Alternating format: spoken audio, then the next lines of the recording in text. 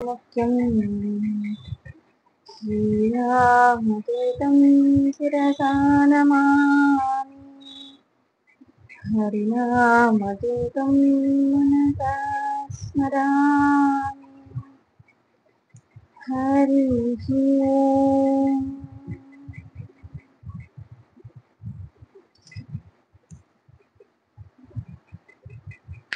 మనం పుట్టిన దగ్గర నుంచి చనిపోయే వరకు ఎప్పుడు రెండు విషయాలకు మనం బాధపడుతూ ఉంటాం.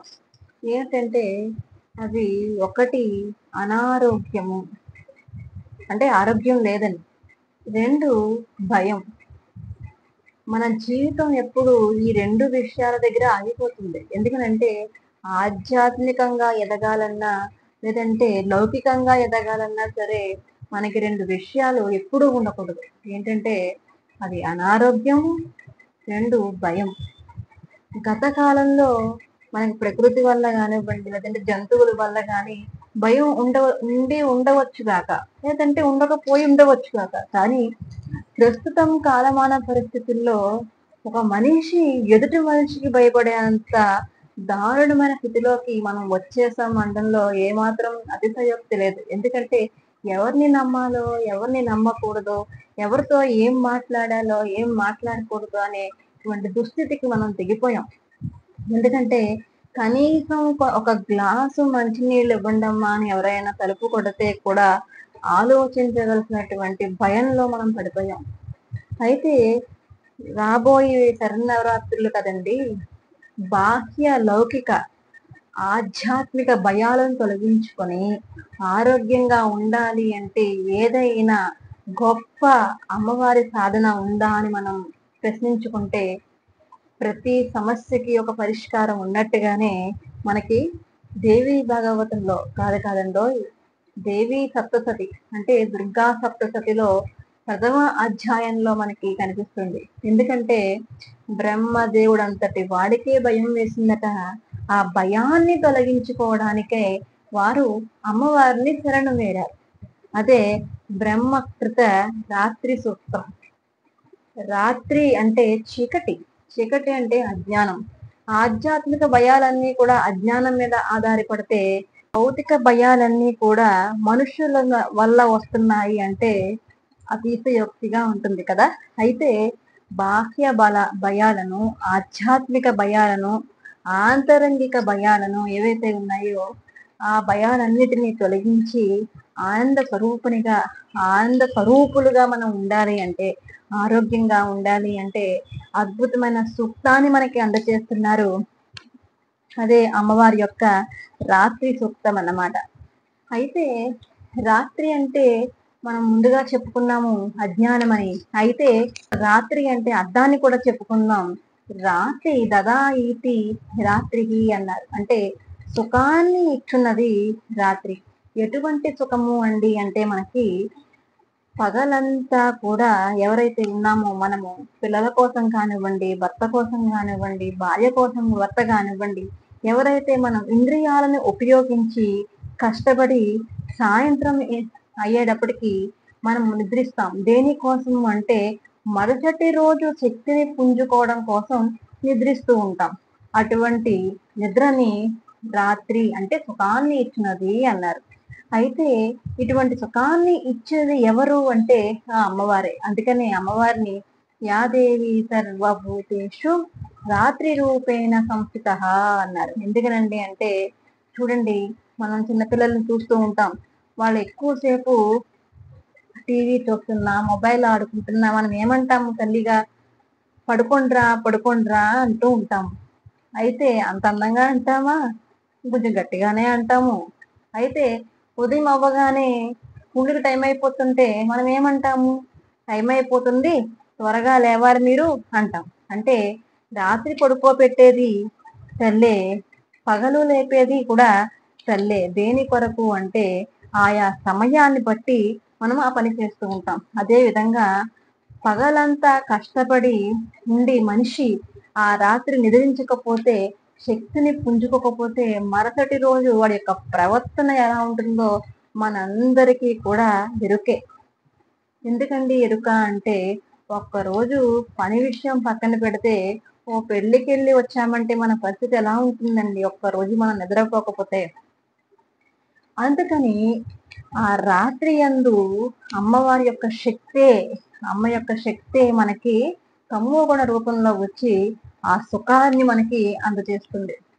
అయితే ఇప్పుడు భయానికి అమ్మవారికి ఏంటండి భయం గురించి మాట్లాడమంటే మీరు రాత్రి గురించి మాట్లాడతారేంటి అనుకుంటున్నారా? అదేనండి, చిత్రమంతా అక్కడే ఉంది.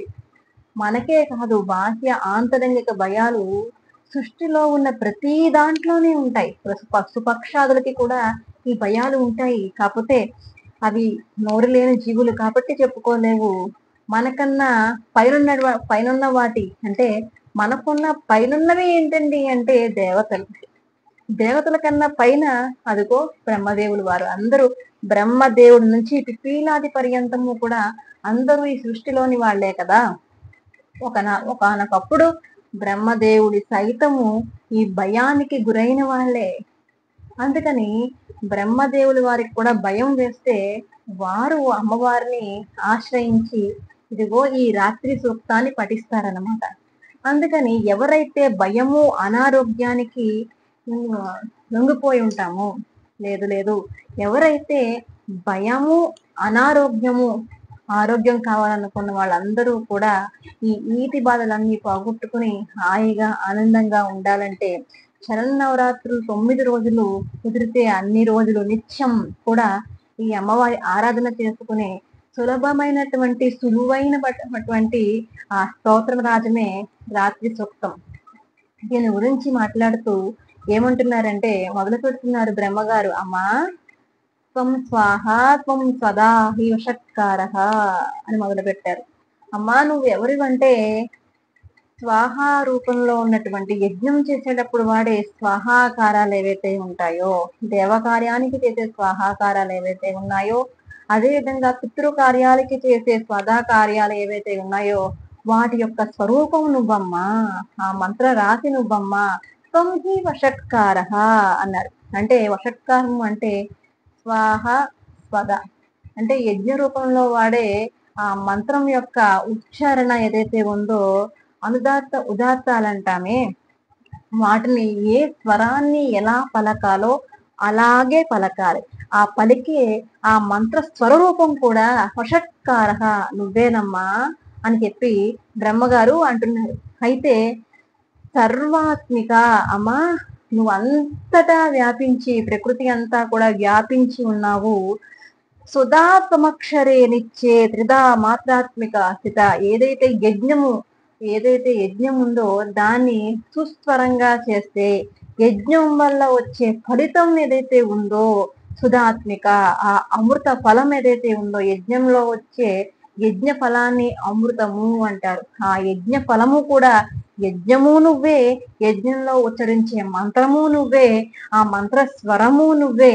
అంతేకాదమ్మా, యజ్ఞం నుంచి వచ్చే ఆ ప్రసాదం ఏదైతే ఉందో యజ్ఞ ప్రసాదం, ఆ అమృత తత్వం ఏదైతే ఉందో అది కూడా నువ్వేనమ్మా అని చెప్పి బ్రహ్మగారు అమ్మవారిని స్తోత్రం చేస్తున్నారు. అమ్మా త్వమక్షరేనిచ్చే, నువ్వు త్వమక్షరం అంటే అక్షరము అంటే నాశనం లేనటువంటిది, నిచ్చే ఎప్పుడూ ఉన్నది. అమ్మవారు ఎప్పుడు నిన్న ఉన్నదండి ఇవాళ లేదండి అనడానికి లేదు. అందుకని అమ్మవారు ఎప్పుడు అప్పుడు ఇప్పుడు కొలిచిన వారికి పిలిచిన వారికి కొంగు బంగారమైన బంగారు తల్లి ఎప్పుడు నిత్యము కూడా ఉన్నది. మాత్రాత్మిక త్రిధా మాత్రాత్మిక స్థిత అన్నారు.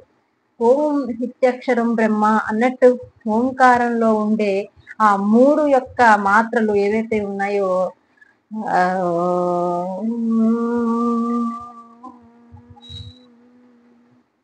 మాత్ర అంటే మనం స్పష్టంగా శబ్దాన్ని పలికితే దాన్ని మాత్ర అన్నారు.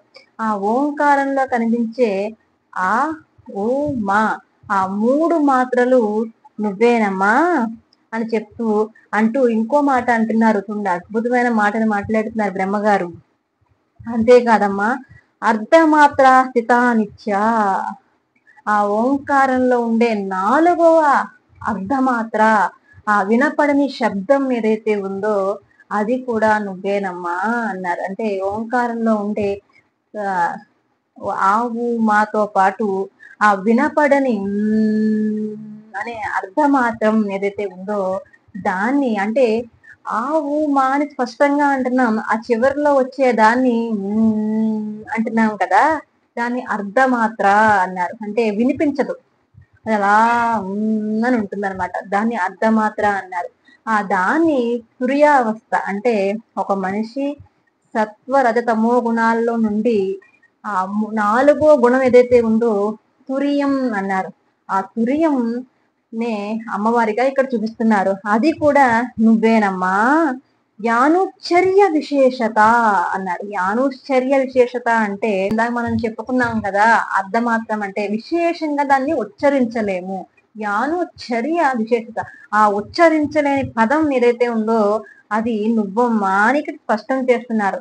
ఆ ఓంకార స్వరూపిణివి అంటూ ఇంకేమంటున్నారంటే అమ్మవారి గురించి, స్వాం సావిత్రి స్వం దేవజనని పరా, స్వాం అంటే స్వమేవ సంధ్య, అమ్మా నువ్వు సంధ్యాకాలంలో వచ్చే సావిత్రి. సావిత్రి అంటే గాయత్రి అమ్మవారే. ఇక్కడ చూడండి, అమ్మవారు అంటే చైతన్య స్వరూపం. చైతన్యం ఏ రూపంలో ఉందండి? దుర్గ రూపంలోనూ ఉందా, లక్ష్మి రూపంలో ఉందా, లేదంటే కాళీ రూపంలో ఉందా, గాయత్రి రూపంలో ఉందా అంటే అన్ని రూపాలు కూడా తీసుకుని ఉన్న స్వరూపం ఏదైతే ఉందో ఆ అమ్మని శక్తిగా అంటారనమాట. నువ్వు ఈ రోజు గాయత్రిగా పూజిస్తున్నావా, ఆ సకల సర్వశక్తి చైతన్య స్వరూపం గాయత్రిగా ఆరాధించబడుతుంది అని చెప్తున్నారు. అంటే ఆ గాయత్రి దేవత గురించి మాట్లాడుతున్నారు. మరి ఆ గాయత్రి ఎవరండి అంటే త్వం వేదజనని పరా. అక్కడే చూడండి తర్వాత లైన్ లో త్వం దేవజనని పరా, వేదజనని పరా. అమ్మ వేద మాతగా గాయత్రిగా ఎవరు ప్రతిపాదిస్తున్నారో ఆ తల్లివి నువ్వు అని చెప్పి బ్రహ్మదేవుడు స్థుతిస్తున్నారన్నమాట. మనకు భయం వేసింది అనుకోండి, లేదంటే అనారోగ్యంగా ఉందనుకోండి, మనం ఎప్పుడూ కూడా కాలం మనకి అనుకూలంగా లేనప్పుడు, కాలంలో మనం చెల్లుబాటు కానప్పుడు మనం దుఃఖించడం చెయ్యకుండా మనం మంత్ర జపాన్నో లేదంటే దేవతా జపాన్నో చేసుకోవాలి తప్ప, తద్వారా ఆ కాలాన్ని మనము ఆనందంగా, ఏదైతే గడ్డు కాలం అంటారే ఆ కాలాన్ని ఆనందంగా అనుభవించే వాళ్ళం అవుతాం. ఒకటి. రెండు, మనకు తెలియకుండానే కాలం గడిచిపోతుంది. రెండు, దుఃఖిస్తూ ఉంటే క్షణం కూడా యుగంలా గడుస్తూ ఉంటుంది. కాబట్టి మనకి ఇబ్బందులు వచ్చినప్పుడు ఎలా దాన్ని తప్పించుకోవాలో ఆలోచించి తగ్గ మార్గాన్ని పెద్దల ద్వారా మనం ఎంచుకుంటూ ఉండాలి.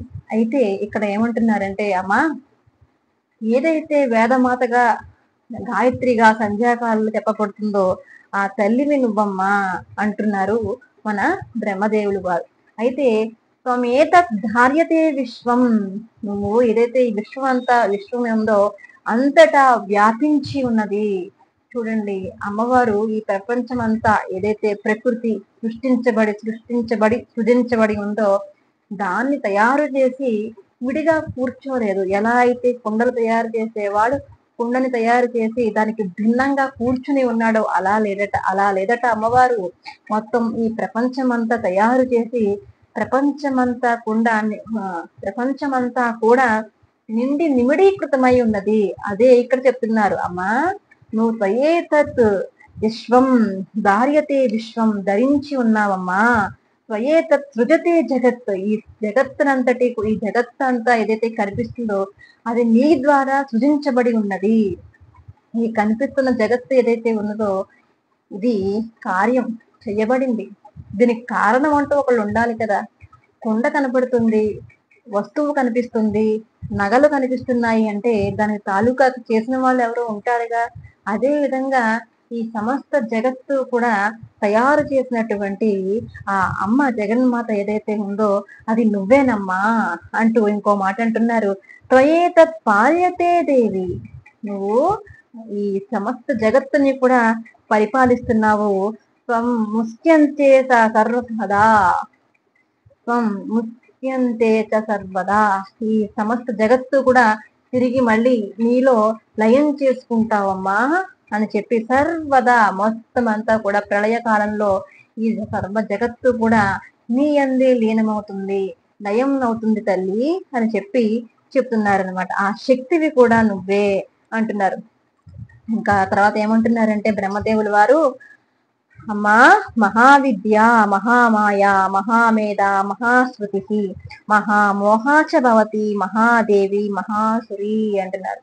అమ్మా ఈ విద్య మహావిద్య, ఇక్కడ విద్య మేధ స్మృతి ఏవైతే ఉన్నాయో అవి మహా అట. ఎందుకంటే ఈ సమస్త జగత్తుని మనం ఒకసారి పరిశీలించినట్టయితే మనకి మనమే ఎప్పుడైనా చూడండి, ఖాళీగా ఉన్నప్పుడు మనం తెల్లన్నా చూస్తాం కానీ ప్రకృతిని చూసే అలవాటు ఎప్పుడూ చేసుకోం. ఈ ప్రకృతి చాలా అందమైనది. దీన్ని ఒక్కసారి మనం పరిశీలిస్తే ఎంత విద్య ఉంటుందో చూడండి, ఎంత ఆ జ్ఞానం కలబోతగా ఉంటే, భగవంతుడు ఎంత జ్ఞానం ఉంటే ఈ ప్రపంచాన్ని మనము ఎంత అందంగా అనుభవించగలుగుతున్నాము. అందుకని ఆవిడ మహావిద్య అట. ఇంకేమంటున్నారంటే మహామాయ. మహామాయ అంటే మనకి లలిత సహస్రనామాల్లో చెప్తారే విద్య స్వరూపిణి అని, అదే ఇక్కడ చూపిస్తున్నారు. ఈ ప్రపంచం అంతా భగవంతుడిదే కదా, అమ్మవారిదే కదా అనుకుంటే విద్యగాను, ఇదంతా అమ్మవారు కాదు, ప్రపంచంగా చూస్తే మాయగాను మనకి తెలియబడుతుంది. ఆ మాయ ఎలా ఉంటుందంట, మహామాయ, తెలియబడేది కాదు, చూపేది కాదు. కాబట్టి ఆవిడ మహామాయ మహామేధ. మహామేధ అంటే ఎరుక, తెలివి, జ్ఞానం. అంటే మేధ అంటే తెలివి జ్ఞానం అనుకున్నాం కదా, భగవంతుడికి ఎన్ని తెలివితేటలు, ఎంత జ్ఞాన స్వరూపుడు భగవంతుడు. కాబట్టి ఈ సమస్త జగత్తు అంతని కూడా చిత్రీకరించింది అమ్మవారు. కాబట్టి ఆమెను ఇక్కడ బ్రహ్మదేవులు వారు ఏమంటున్నారంటే మహామేధ మహాస్మృతి అన్నారు. స్మృతి అంటే ఏది ఎక్కడ పెట్టాలో, ఏది ఎవరికి ఇవ్వాలో కర్మలన్నీ కూడా ఆవిడికి అంత జ్ఞాపకం. ఇప్పుడు మనం ఎవరికి ఏదైనా ఇవ్వాలన్నా, వేరే వాళ్ళు మనకి ఏదైనా ఇవ్వాలన్నా మనకు గుర్తు ఉంటుంది, గుర్తు ఉండకపోవచ్చు. కానీ ఎవరి కర్మలో ఎవరికి ఎలా ఇవ్వాలో అంతా అమ్మకి తెలుసు. అటువంటి గొప్ప తెలివి, గొప్ప జ్ఞాపకం ఉన్నటువంటి శక్తి నువ్వేనమ్మా మహాస్తుతికి అంటూ ఇంకో మాట అంటున్నారు. మహామోహ అన్నారు. మహామోహమట, మోహంలో పడివేసేసే శక్తి కూడా అమ్మవారే. అందుకనే మోహంలో పడకుండా ఉండాలంటే అమ్మవారి యొక్క పాదాలను ఆశ్రయిస్తే మనం మహావిద్య అవుతాము, ప్రకృతిని ఆశ్రయిస్తే మహామోహంలో పడిపోతాము.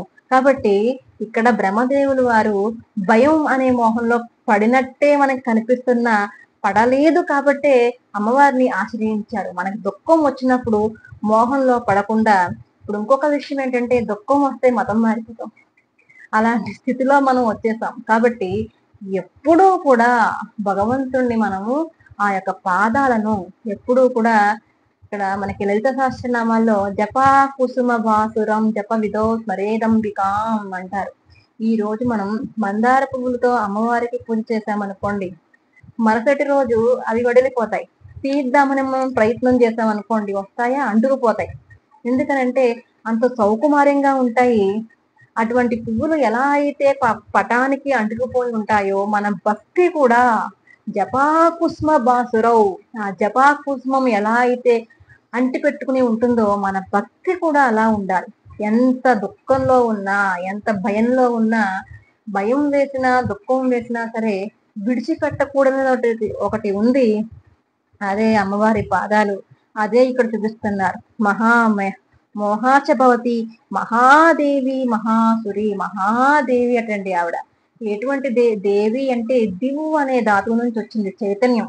మనం ఈ రోజు ఇలా మాట్లాడుకుంటున్నాం, చక్కగా రాత్రి సూక్తం చెప్పుకుంటున్నాము అంటే దానికి కారణం ఆ మహాదేవి యొక్క చైతన్యం. దివ్ అంటే చైతన్యమే. ఆ చైతన్యం మనలో ఉండడం వల్లే, ఆ దేవి మన యందు ఉండడం వల్లే మనము చెప్పుకుంటున్నాం. ఆవిడ అంతేకాదండి మహాసురి అన్నారు. మహాసురి అంటే ఎవరైతే ఉన్నారో వారిని, ఇప్పుడు మనకి ఒక దెబ్బ తగిలింది అంటే ఆ దెబ్బకు వెనకాల ఉన్న శక్తి కూడా అమ్మవారే. అంటే మా ఆసురి భావాలు మన యందు పుష్పటం కాకుండా మనకి గట్టిగా బుద్ధి చెప్పే ఆ చైతన్యము అమ్మవారే. మనం మంచి మార్గంలో ఉంటే మనకి చైతన్యాన్ని ఇచ్చే శక్తి కూడా నువ్వే అమ్మా అని చెప్పి బ్రహ్మదేవులు వారు స్తుతిచేస్తున్నారు అనమాట. ఇంకోటి ఏంటంటే ప్రకృతిస్త్వం అన్నారు. సర్వస్య గుణత్రయ విభావిని. ప్రకృతిస్త్వం అంటే అమ్మా నువ్వు ప్రకృతి స్వరూపినివి. అంటే ప్రకృతి అంటే ఈ రోజు ప్రకృతి అని మనం ఏదైతే మనం చూస్తున్నామో, జీవిస్తున్నామో, మసులుకుంటున్నామో ఇది ప్రతి అంటే చేయబడింది. ఎలా చేయబడింది అంటే ప్రకృతి అంటే ప్రకృష్టంగా, ప్రధానంగా, ప్రప్రథమంగా చేయబడింది. లేదండి ఈ ప్రకృతి నేను కనుక్కున్నానండి అని ఎవరైనా అంటారా అంటే ఈ ప్రకృతిలోంచి మనం ఏది తయారు చేసినా అది ఆ ప్రకృతి నుంచి తీసుకుని తయారు చేయబడింది. ఒక కుండ తయారు చేసిన ఆ కుండకి సంబంధించిన మట్టి ప్రకృతిలోదే కదా. ఒక అద్భుతమైన కళాఖండాన్ని తయారు చేద్దాం అనుకున్నా సరే అది ప్రకృతిలో ఉన్న చెట్టు నుంచి తీసిందే మనము చేయగలుగుతాం. అంతే కదా. ఒక అందమైన నగలు ఆభరణాన్ని తయారు చేద్దాం అనుకున్న ప్రకృతిలోంచి వచ్చినటువంటి బంగారం నుంచే మనము ఆ ఆభరణాన్ని తయారు చేస్తాం. ఇలా మనం విడివిడిగా ఏది ఆలోచించుకున్నా సరే అది ప్రకృతిలోంచి తయారు చేసిందే తప్ప మనం కొత్తగా పుట్టుకొచ్చింది తెచ్చుకున్నది ఏదీ లేదు. ఏదీ మంది కాదు. కాబట్టి ఈ ప్రకృతిలో ప్రధానంగా ఉన్నది, ప్రకృష్టంగా ఉన్నది, ప్రథమంగా ఉన్నది ఏదైతే ఉందో ఆ శక్తివి నువ్వేనమ్మా. ప్రకృతి స్వాం గుణత్రయ విభాగిని. గుణములు త్రయ ఏదైతే ఉందో సత్వ రజో తమో గుణాలు ఏవైతే ఉన్నాయో అవి నువ్వేనమ్మా అంటున్నారు. ఎందుకంటే సత్వగుణం ఉంది కాబట్టి మనము ప్రశాంతంగా రాత్రి సూక్తాన్ని చెప్పుకుంటున్నాము. సత్వగుణము రజోగుణము అంటే ఏ గుణము ఎంత పాలల్లో రజోగుణం కూడా అవసరమే, తమో గుణం కూడా అవసరమే. అంటే సత్వగుణము చెప్పింది అర్థం చేసుకోవడానికి, రజోగుణము చెప్పింది ఆచరించడానికి రజోగుణం ఉపయోగపడుతుంది. తమో గుణము శరీరాన్ని అలసట నుంచి తప్పించడానికి తమో గుణం ఉపయోగపడుతుంది. కానీ ఆ గుణాలు ఏవైతే ఎక్కువైపోతాయో అవి ఇటు అటుగా మారిపోయి చంద్రవందరగా జీవితం తయారైపోతుంది. అందుకని ఏవి ఎంత పళ్ళలో ఉండాలో అంత పళ్ళలో ఉంచే శక్తి కూడా ఆ గుణత్రయ విభావిని నువ్వేనమ్మా అని చెప్తున్నారు. ఇంకో మాట అంటున్నారు బ్రహ్మగారు, కాళరాత్రి మహారాత్రి మోహరాత్రి సుదారుణ అన్నారు. అమ్మా ఆ కాళరాత్రి స్వరూపము ఏదైతే ఉందో అది నువ్వే. మహారాత్రి మోహరాత్రి చ దారుణ.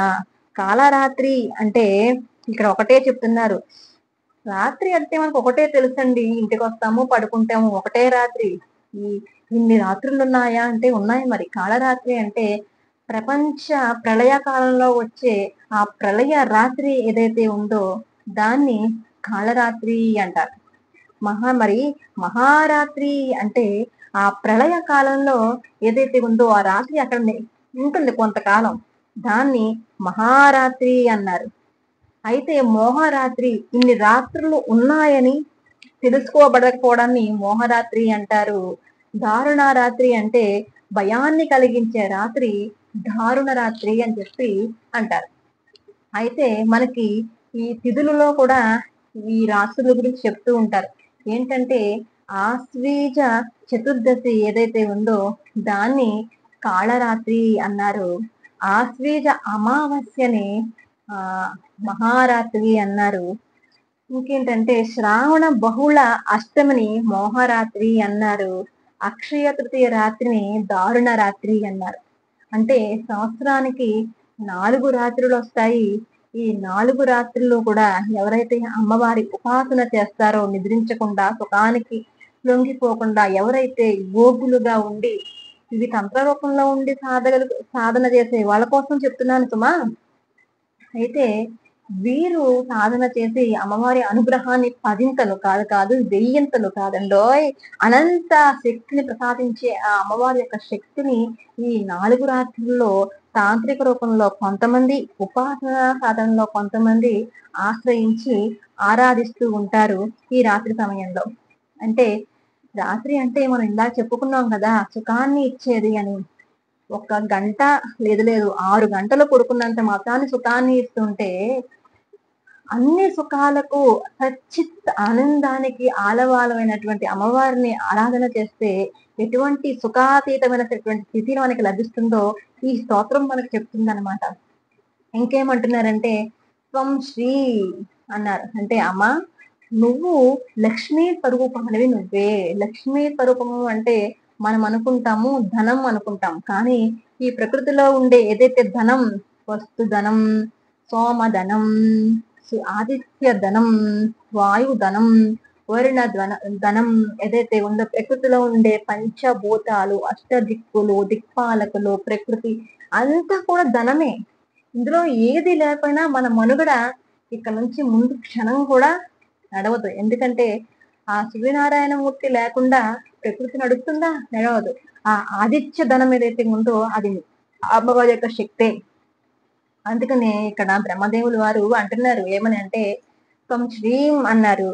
త్వం హ్రీం నువ్వే హ్రీంకారం ద్వారా చెప్పబడుతున్న మూల మంత్రానివి అని చెప్తున్నారు. ఇంకేమంటున్నారంటే త్వం బుద్ధిర్ బోధ లక్షణ.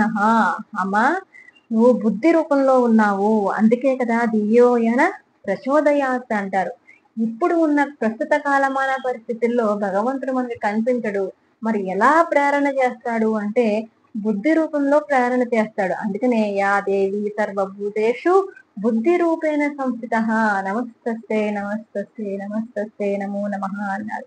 ఆ బుద్ధి రూపంలో ఉన్న అమ్మవారు బుద్ధి రూపంలో బోధ లక్షణ, చెప్పింది అర్థం చేసుకోవడం. బుద్ధి రూపంలో ఉన్న అమ్మవారు చెప్తుంటే మనకి అర్థం అవ్వాలి కదా. అది మనసు చెప్తుందా లేదంటే బుద్ధి చెప్తుందా అనే విషయం ఎలా తెలుస్తూ ఉంటుంది మనకి? ఆ లక్షణం, ఆ అర్థమయ్యే శక్తి ఏదైతే ఉందో ఆ బోధనా లక్షణం కూడా అమ్మవారే. చూడండి అమ్మవారు ఎక్కడున్నారని చెప్తున్నారు. మనలో ఉన్న అమ్మవారి గురించే ఇక్కడ బ్రహ్మదేవుల వారు స్తుతిస్తున్నారు అన్నమాట. ఇంకా శక్తి అంటే ఆ అర్థం చేసుకునే శక్తిని అమ్మవారిగా చెప్తున్నారు. ఇంకేమంటున్నారంటే లజ్జా పుష్టి సదా తుష్టి త్వం శాంతి క్షాంతిరేవచ. లజ్జ అంటే సిగ్గు.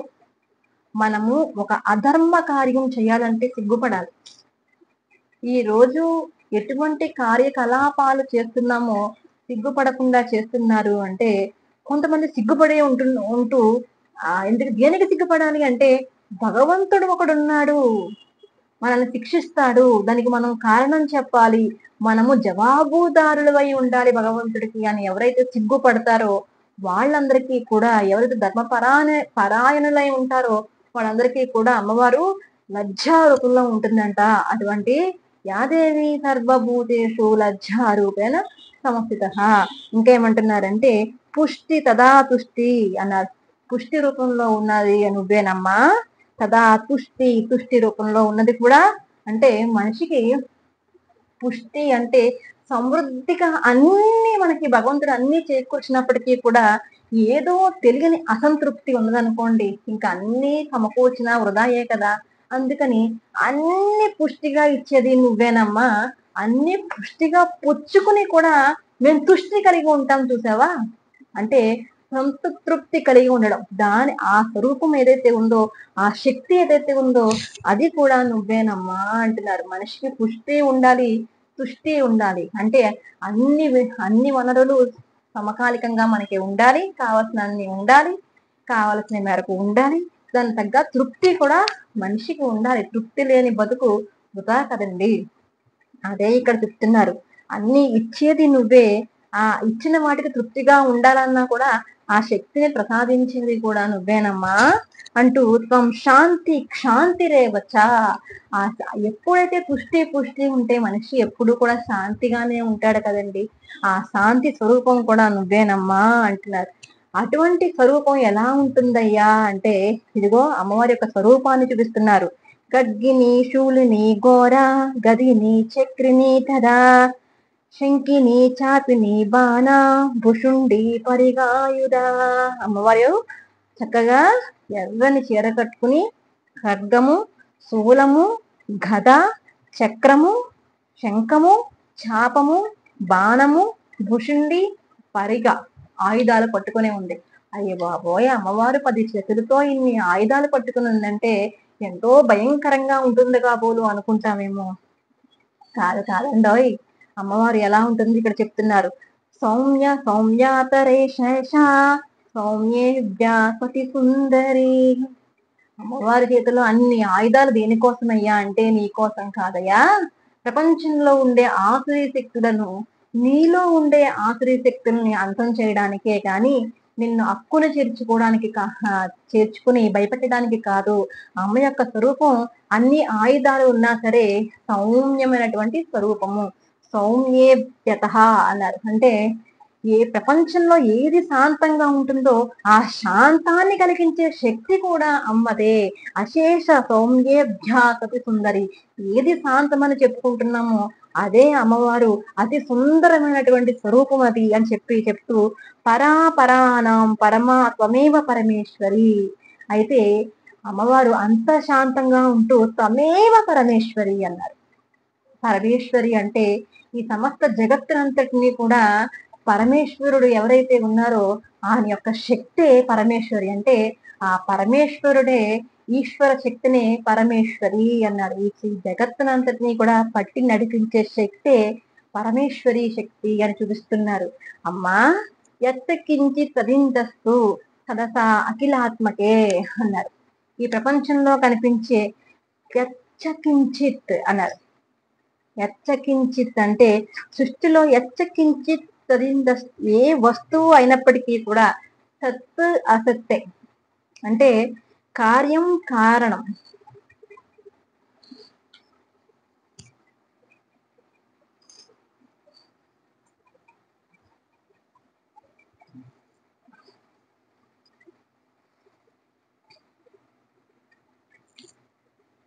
ఆ పరమేశ్వరుడి శక్తివి నువ్వే అంటూ ఇంకో తర్వాత శ్లోకంలో గొప్ప మాట మాట్లాడుతున్నారు బ్రహ్మదేవులు వారు. ఏమనంటే యచ్చ కించిత్ ప్రతిదస్తు సదసద్ అఖిలాత్మకే అంటున్నారు. అంటే ఈ సృష్టిలో ఏదైతే వస్తువు అయినప్పటికీ సత్ అసత్ అంటే కార్యము కారణము. ఈ సత్ కించిత్ వస్తు ఈ ప్రపంచంలో ఉండే ప్రతి వస్తువు ఆ కారణ శక్తి ఏదైతే ఉందో అది నువ్వేనమ్మా అంటున్నారు. అంటే ఈ ప్రపంచం అంతా కనిపిస్తుంది, కార్యం కనిపిస్తుంది, కారణం కనిపించట్లేదు. కనిపించే కార్యాన్ని మనము సత్ అనుకుంటున్నప్పటికీ కూడా అది అసత్తే.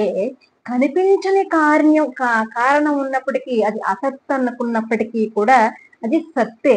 అయితే కనిపించేది సత్తుగా మనం మాట్లాడుకుంటే దానికి కారణం కూడా అమ్మవారి ఆ కనిపించని సత్యం ఏదైతే ఉందో దానికి కూడా కారణం ఆ అమ్మవారి శక్తియే అని చెప్పి సృష్టి చేత ఏ స్థితి చేత ఏ లయము చేత ఇవన్నీ జరుగుతున్నాయో ఆ శక్తివి నువ్వమ్మా అంటున్నారు.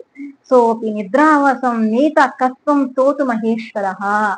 ఏ శక్తి చేత మేము ఎవరైతే ఉన్నామో విష్ణువు అయినా పరమేశ్వరుడైనా నేను అయినప్పటికీ కూడా అంటే సృష్టి యొక్క శక్తి ఏదైతే ఉందో, స్థితి యొక్క శక్తి ఏదైతే ఉందో, లయము యొక్క శక్తి ఏదైతే ఉందో ఈ మూడు శక్తులకి మూలాధారమైన శక్తివి నువ్వేనమ్మా.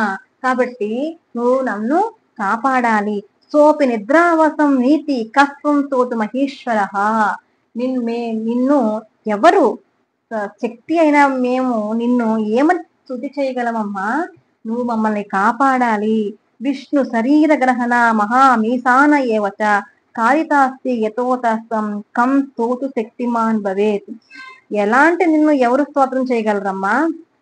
ఇంత స్తోత్రం చేసి కూడా నేను ఎంతటి వాడినమ్మా అంటున్నారు. చిన్న చిన్న పూజలు చేసి చిన్న చిన్న యజ్ఞాలు చేసి కేవలం గుడికి వెళ్ళొచ్చినంత మాత్రాన మనము ఎంతో పరమ భక్తులుగా భావించి భగవంతుడు నాకు అది ఇవ్వలేదు ఇది ఇవ్వలేదు అని చెప్పి భగవంతుడి మీదే అలిగేంత స్థితిలో దారుణమైన స్థితిలో మనం ఉన్నాము.